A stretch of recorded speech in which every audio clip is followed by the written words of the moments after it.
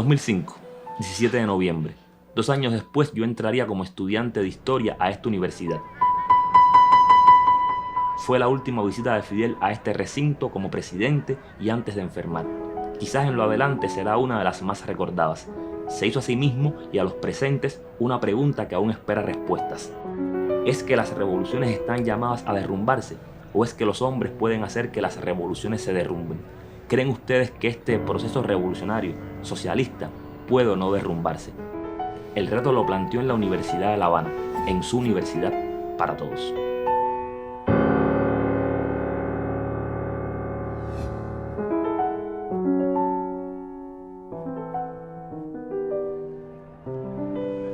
Hay una amplia bibliografía que insiste en demostrar que el joven Fidel Castro, que llegó a esta universidad, rápidamente se involucró en actividades violentas, gangsteriles, atentados, secuestros, en luchas enconadas por tener poder político dentro de la FEU. Situaciones que, aunque hoy nos parezcan increíbles, campeaban en esta universidad en esa década.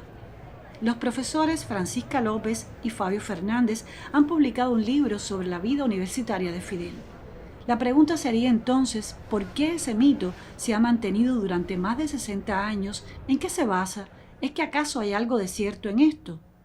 A ver, Esther, la vida de Fidel ha sido objeto de múltiples manipulaciones, de múltiples tergiversaciones, y eso está vinculado con objetivos políticos, con una pretensión de descalificación que forma parte de la lucha política en la que se ha enmarcado y se enmarcará la figura de Fidel como personaje histórico.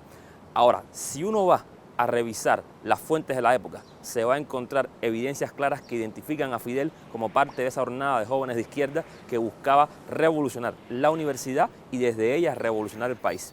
Y se identifica a Fidel conectado con las causas más nobles y más puras del estudiantado universitario de la época, en conexión con los tiempos pasados de Mella y ese tipo de elementos. El tema está en que el escenario de la universidad que le tocó vivir a Fidel era un escenario marcado por la violencia bonchista, que era expresión del escenario gangsteril y del mundo gangsteril que marcaba la realidad cubana. Es decir, es muy difícil que te puedas encontrar alguien que hiciera política en los marcos de la universidad que estuviera absolutamente desconectado de esa dinámica donde los resortes de la violencia existían. Y no es menos cierto que en determinadas circunstancias, determinados grupos gangsteriles tenían en la contraposición con otros grupos violentos, podían articular determinadas dinámicas en la cual una figura estuviera relativamente protegida por un grupo, en tanto era la manera de enfrentar a otra agrupación. Es decir, ese tipo de dinámicas existieron y es conocido, por ejemplo, que había 2 grandes grupos, el MCR, comandado a nivel, digamos, general por Mayro Salavarría, y la Unión Revolucionaria Insurreccional de Emilio Tro. Y es evidente que dentro de esos agrupamientos y esas, digamos, pugnas, evidentemente los sectores de la UIR que veían a Fidel como un claro enemigo del MCR de Salavarría, le dieron cierto grado de protección en determinadas situaciones. Y es ahí donde, desde una lógica de tergiversación, desde una lógica de manipulación, han aparecido las versiones que buscan identificar a Fidel como perteneciente al universo del bonche. Si uno va a las fuentes, se da cuenta claramente en qué línea de acción estaba Fidel. Hay otro mito, Fabio, que tiene que ver ya con el Fidel estudiante y por la forma en que él pudo ir avanzando en la carrera por otras vías, por otros recursos que no eran propiamente el estudio. ¿Qué puedes decir sobre eso? A ver, yo creo que Fidel venció, estoy convencido desde las fuentes, de lo que dan las fuentes, que Fidel venció la enseñanza universitaria desde su talento. Y si uno revisa su expediente, se va a encontrar un expediente brillante de un alumno que la inmensa mayoría de las notas que obtuvo oscilaron entre notable y sobresaliente, que eran las 2 calificaciones más altas. Y básicamente la inmensa mayoría de sus notas fueron de sobresaliente. Así que es un hombre de una capacidad extraordinaria que supo construir su currículum desde el ejercicio del talento que poseía. Y al mismo tiempo, ese talento, claro que le permitió dedicarle tiempo importante de su estar en la universidad a actividades que iban desde la política hasta actividades vinculadas con el universo deportivo. Pero es el talento de Fidel lo que explica su capacidad para vencer académicamente con facilidad los retos que la universidad imponía. La Universidad de La Habana era el único centro de altos estudios en Cuba en la década del 40. La mayoría de estudiantes provenían de familias con posibilidades económicas. El proceso revolucionario de los años 30 había dejado huellas y el lenguaje de la revolución estaba presente. Se había logrado el reconocimiento de la autonomía universitaria y conquistado la aceptación de 1% de matrícula gratis, aunque con la obligación de probar la pobreza y tener buenos resultados. Eso modificó, aunque de manera limitada, la composición social del estudiantado. La Federación Estudiantil Universitaria era la organización estudiantil creada en diciembre del 22, pero se regía por las normativas del Consejo Universitario, donde no tenía representación de estudiantes ni tampoco en la dirección de las facultades o escuelas, y sus elecciones eran presididas por el decano o el rector según la instancia. Fueron años de pugnas políticas, actos violentos y hasta gangsterismo dentro de la universidad. ¿Cómo era posible eso? ¿Qué lo provocaba y qué lo sostenía? La Universidad de La Habana, precisamente la Constitución del 40 ya establece, determina que es autónoma. Esto hace que la policía no podía entrar a la universidad. ¿Qué hacían? La rodeaban. Cuando querían cometer algún tipo de represión, la rodeaban, pero no podía entrar. Y esto creó una condición para que grupos políticos de la época pues tuvieran también una incidencia dentro de la universidad.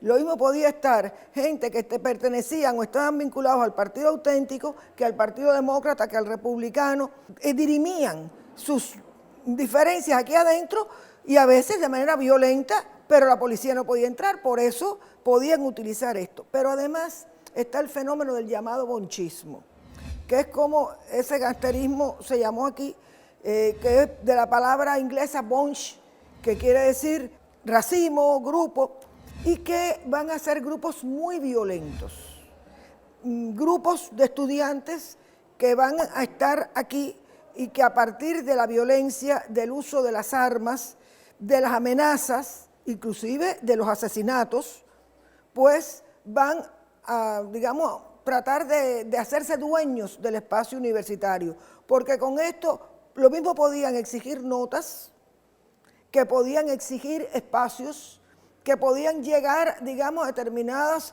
posiciones, inclusive a nivel del Estado.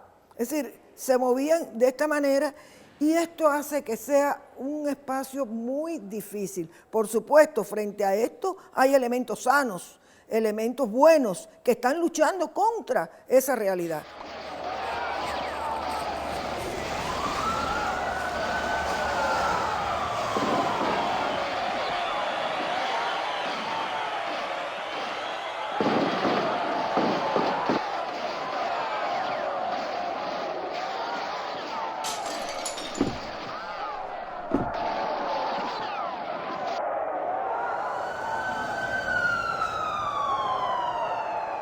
Fidel matriculó en la Escuela de Derecho a los 18 años en septiembre del 45 y también en la de Ciencias Comerciales.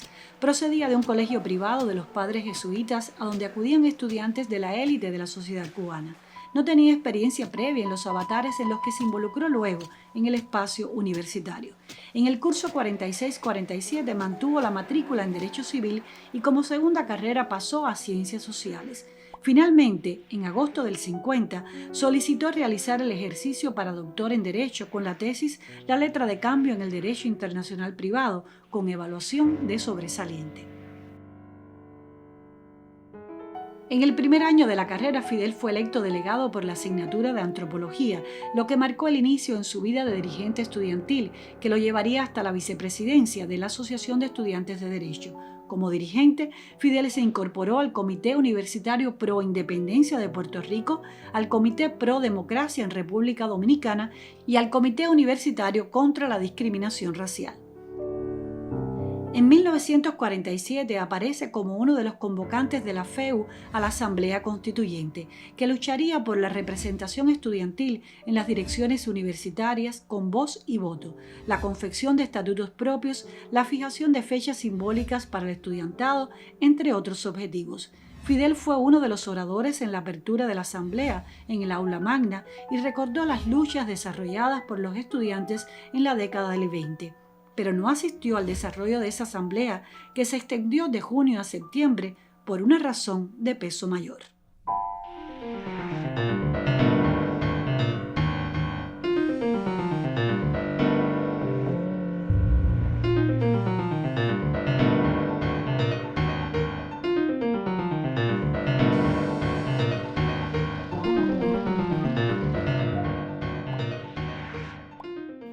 El estudiante Fidel se involucró en uno de los hechos más espectaculares de ese momento, la expedición para ir a combatir contra el dictador Rafael Leónidas Trujillo. El grupo saldría de Cayo Confites rumbo al país caribeño, pero fue interceptado por fuerzas cubanas, con lo que se frustró aquel plan. El régimen de Trujillo trató de presionar sobre el gobierno de Grau para que tomara reprimendas contra los exilados dominicanos que se encontraban en Cuba. Pero esos exilados dominicanos ya habían constituido el Partido Revolucionario Dominicano aquí en Cuba, que era un partido de corte nacional reformista. Había también un partido de izquierda socialista dominicano en Cuba, y todas esas fuerzas se querían unir en un congreso que tuvo lugar aquí en la Universidad de La Habana, en el Aula Magna. En el año 1944 se fundó el Frente Unido de Liberación Dominicana. Ya en el año 47 se empiezan a hacer los preparativos y Fidel es uno de los primeros que se suma a esos preparativos que primero consistían en hacer las listas, ¿no? Los libros para comprometerse cada quien. Eso se hizo de una forma un poco desorganizada y trascendió más allá de la cuenta, porque se suponía que todo eso debía ser muy discreto y muy compartimentado. Y esa fue una de las críticas que le hizo Fidel al enlistamiento que se hizo apresurado y que generó muchos comentarios. Y los Estados Unidos descubren la expedición y empiezan a ejercer presiones diplomáticas sobre Grau para que disolviera esa expedición. En el año 47 tiene lugar el inicio de la política de Guerra Fría. Entonces, en el inicio de la política de Guerra Fría, a los Estados Unidos no le convenía las rivalidades entre los países, sino que querían nuclear a los países de las Américas para contener el presunto peligro comunista. Entonces Grau lo que decidió ante esa situación fue sacarlos de Holguín y en una operación secreta los mandó a Cayo Confite para que fuera un lugar aislado. Y ahí participó Fidel, se trasladó con el grupo. Era un hecho insólito, ¿no? Difícil. Y la diplomacia cubana trató por todos los medios de evitar que se conociera el plan invasor que se estaba llevando a efecto. En el camino hacia Santo Domingo, Masferrer es que traiciona la expedición y decide entrar en la bahía de Níper bajo el pretexto de que iba a buscar agua y cigarrillos. Pero estando en la bahía de Níper se ve cercado por los buques de guerra cubanos que ya estaban dispuestos a apresarlo, y en lugar de avisarle al otro buque que continuara viaje, que estaba siendo rodeado, le pide ayuda, porque entonces lo que hace es que el otro buque regresa pensando de que Masferrer necesita ayuda, y ahí es que los cogen a todos.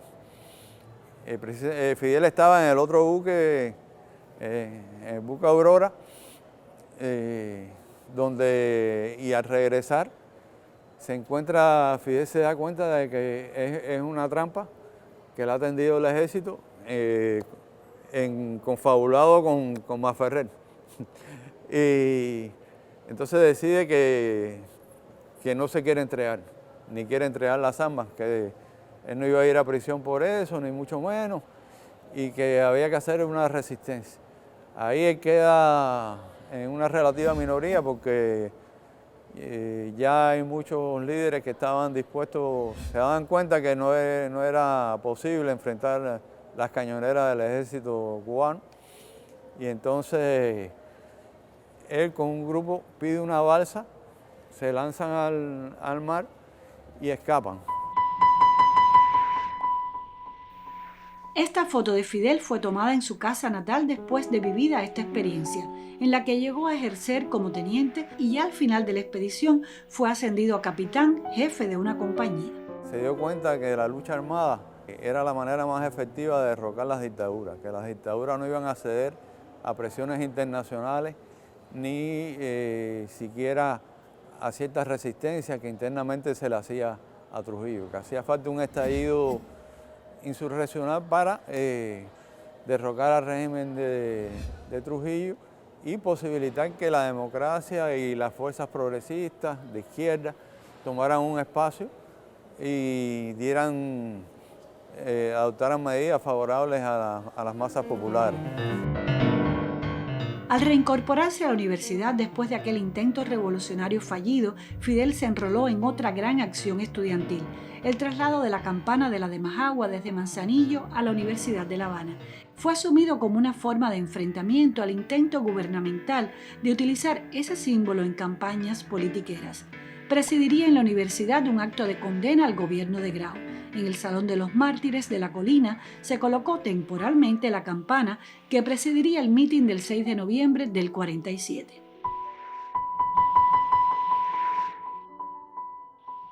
Fidel alertó sobre la importancia de organizar y garantizar la custodia de la campana, pero en un descuido de los responsables, ese símbolo fue robado, de manera que el mitin se hizo sin la campana y en el mismo Fidel fue uno de los oradores. En su discurso condenó el robo, denunció al gobierno por sus desmanes, habló del desastre de la economía, se refirió al contraste entre el Grau oposicionista del ayer y el gobernante de hoy, y se refirió a los suntuosos palacios donde los funcionarios del actual gobierno disfrutan del producto de sus delitos.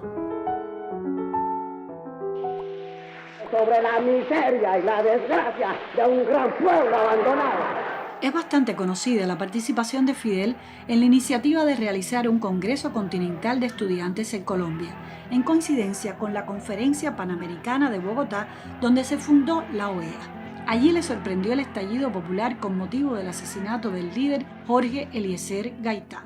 Él no va específicamente a Bogotá para una cosa específica de allí, sino que él ha estado ya en Panamá, en Venezuela, y llega a Bogotá porque están promoviendo un Congreso Latinoamericano de Estudiantes. Este es el objetivo. Y la hacen coincidir esta posible reunión continental con el desarrollo, la celebración en Bogotá de la Conferencia Panamericana, que es donde se creó la Organización de Estados Americanos, la OEA. Y un poco es una contraposición con aquello. Gaitán era una figura que era conocida en el continente, de alguna manera una persona que estaba en las posiciones más progresistas en aquel momento, inclusive se habían entrevistado con Gaitán antes de que lo asesinen. Y yo creo que aquel hecho fue muy importante en la formación del revolucionario Fidel Castro, porque él vivió allí la reacción popular ante el asesinato de Gaitán. Cómo la gente se tiró a las calles a protestar, pero también de una manera pudiéramos decir que no organizada, porque fue algo espontáneo, lo cual también es una experiencia muy importante. Él se sumó, es decir, él no tuvo ninguna responsabilidad con aquello, simplemente vivió aquel acontecimiento allí, vio a la gente como salió a las calles y él se sumó a estas protestas. Bueno, dado su condición y su carácter, es lógico que ante una manifestación popular así él se sumara. Se sumó en aquellas protestas y se sumó con grupos que inclusive llegaron a tener armas para combatir, etc. Al final, aquello no resultó. Y sí creo que una manera, es decir, a posteriori, no en aquel momento, pero cuando Fidel Castro ya se dio a conocer como líder revolucionario en Cuba, entonces empezaron a reconstruir historias y aquí salió que él había estado allí en el Bogotazo, cosa que no era un secreto porque inclusive cuando ellos regresaron, él, Alfredo Guevara, los que estuvieron vinculados a aquello, dirigentes de la FEU, cuando regresan a Cuba, dieron entrevistas en la prensa. 11 de marzo de 1949, marines estadounidenses que habían arribado al puerto habanero invadieron bares y prostíbulos de La Habana Vieja y Centro Habana. Andaban ebrios por las calles habaneras. Es uno de los sucesos más conocidos y vergonzosos de la vida republicana cubana. La afrenta a la estatua de José Martí en el Parque Central fue divulgada en primera plana al día siguiente, causando la indignación de los cubanos. To apologize to the Cuban people on behalf of the American people for the incident that happened last evening at the desecration of the monument of Cuba. Representantes de la Federación Estudiantil Universitaria se concentraron junto a estudiantes y pueblo en la Plaza de Armas frente a la embajada estadounidense para protestar por la afrenta y exigir que los culpables fueran juzgados por los tribunales cubanos. Ahí estaban Fidel Castro, Alfredo Guevara, Leonel Soto, Baudilio Castellanos, que fueron duramente reprimidos por la policía. En cambio, la flotilla estadounidense salió de La Habana el día 13 sin mayores represalias por el ultraje. Fidel además integró la comisión que se dirigió a los medios de prensa para exigir la entrega de los culpables a las autoridades cubanas para ser juzgados. También protestaban por la conducta del jefe de la policía que había atacado a los estudiantes.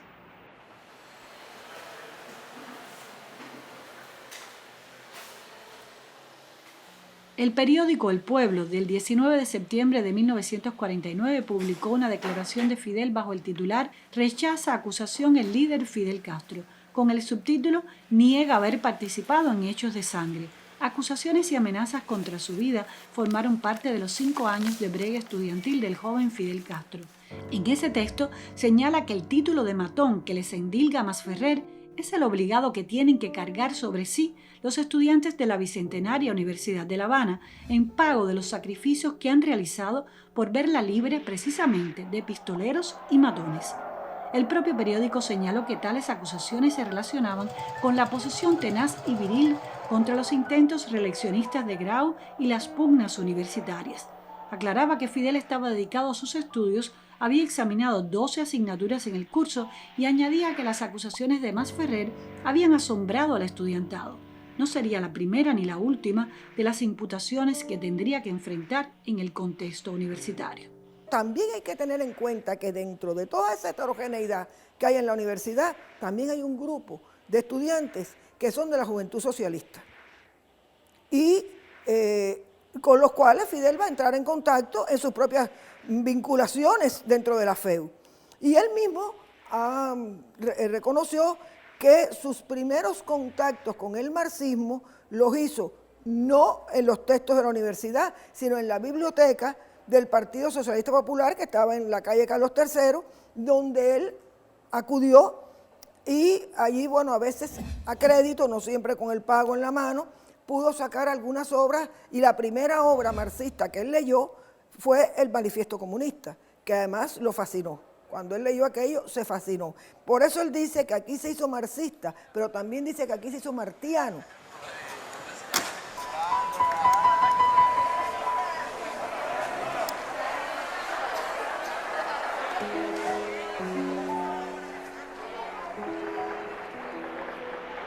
En incontables ocasiones regresó Fidel a la universidad, desde los primeros meses después del triunfo revolucionario, donde sostuvo con los jóvenes conversaciones y también arduos debates, casi hasta el final de su vida. Pero ese día de 2005 ha quedado grabado en la mente de muchos cubanos.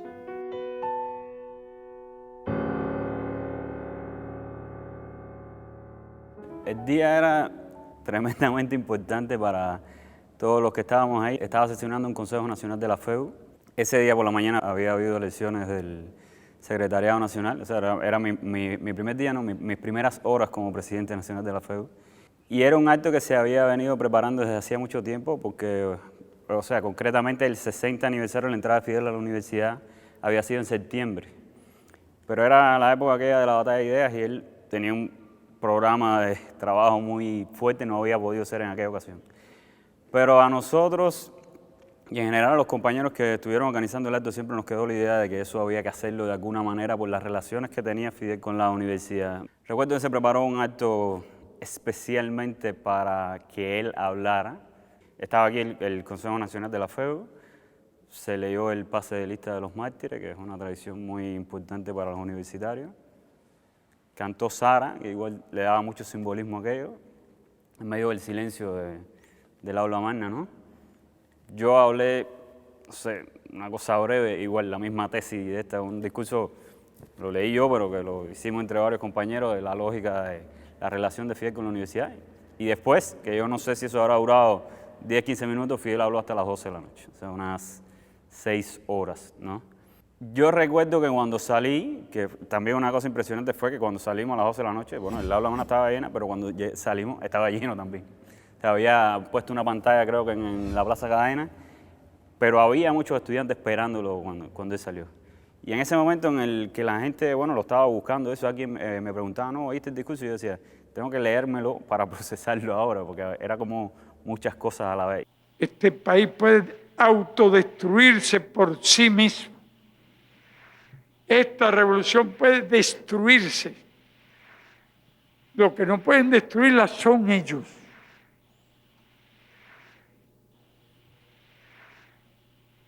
Nosotros sí.